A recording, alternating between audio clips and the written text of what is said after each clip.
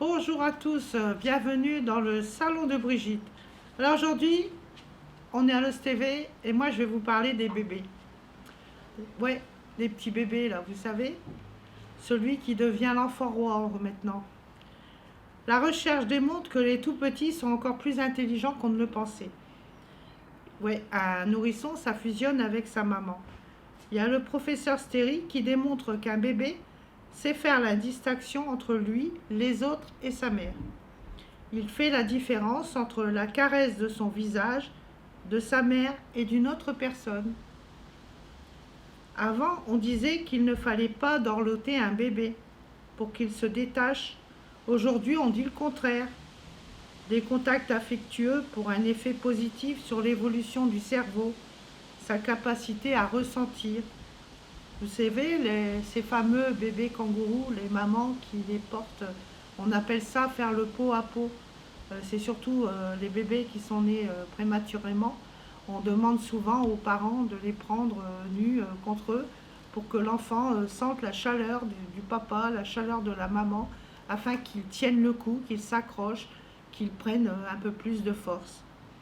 Les bébés aiment tous la musique, mais toutes les musiques. On leur a toujours chanté des berceuses, croyant qu'ils préféraient cela depuis la naissance. Mais ils sont attentifs à tous les sons. Et plus une chanson est interprétée par sa mère, même si elle chante faux, l'enfant sera encore plus intéressé parce qu'il reconnaît la voix de sa mère. Il l'a entendue déjà en étant dans le ventre de sa maman. Et donc un enfant, même en venant au monde, reconnaît du départ la voix de sa maman. Tout se joue avant 6 ans, d'un point de vue affectif. Mais le meilleur des aptitudes est développé entre 15 et 30 ans. Notre cerveau est composé de 100 milliards de neurones. On lui apprend tout. L'enfant est naturellement un apprenti chercheur. Ses capacités à rêver, à catégoriser, à penser, à raisonner, à apprendre, ne lui vient pas de ses parents, mais de sa propre capacité à apprendre. On peut que l'orienter. Exemple, lui apprendre à tenir un livre dans la main avant les 5 ans en fera un enfant curieux de continuer à découvrir la lecture. Si vous commencez petit à lui montrer une chose, en grandissant, il continuera.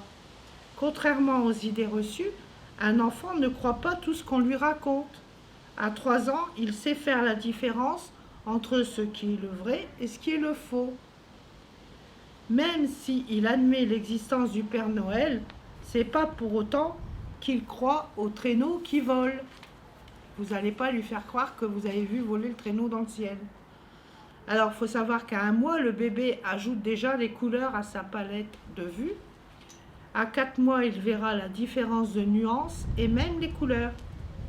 Vous savez, le jeu du coucou, que vous êtes caché derrière la serviette et que vous lui faites coucou, ça rend les bébés plus toniques, plus communicatifs, mais surtout entre 9 et 18 mois, quand ils comprennent que l'objet n'a pas disparu par magie. Voilà. Il est génial bébé, mais laissez-le grandir avant de lui apprendre à compter.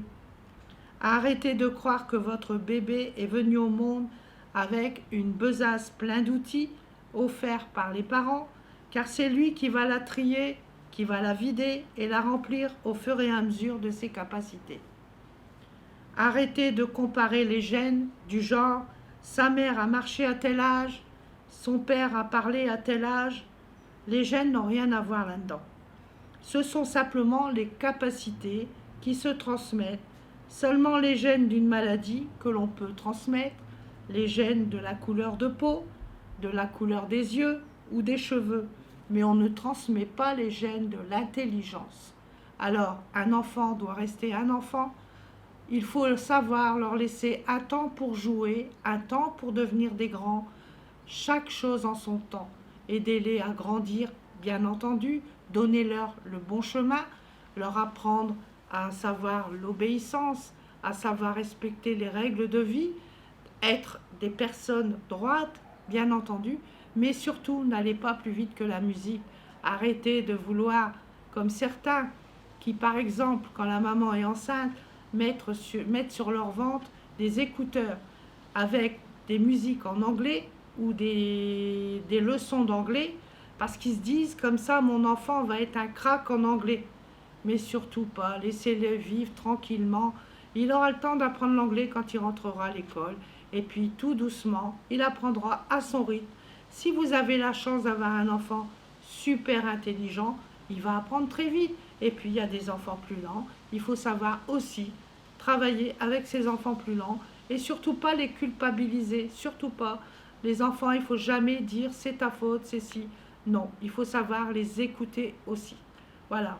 J'espère que ce petit salon vous a plu et que je vous ai quand même diverti un petit peu en vous expliquant tout ce qui concernait nos bébés. Alors je vous souhaite à tous une bonne fin de journée et à bientôt pour un nouveau salon de Brigitte.